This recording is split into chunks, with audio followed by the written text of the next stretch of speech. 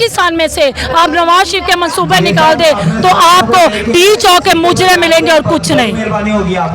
आप पीटीआई की खवातीन के बारे में आप खातून है कैसे कह सकती हैं ये? मैं खतून बकौल खतून ये कहती हूँ कि खतून उस जलसों में जो होता रहा है वो एक खवातीन नहीं कर सकती। जो अच्छे घरों से खवातीन आती हैं वो जलसों में इस तरह नहीं करती जिस तरह उधर होता था।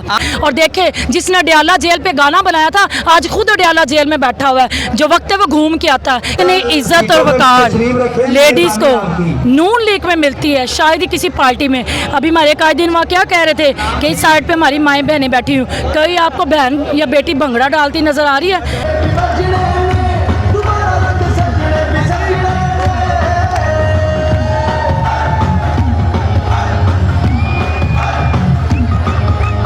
कोई आपको वल्गर तरीके से बैठी नजर आ रही है?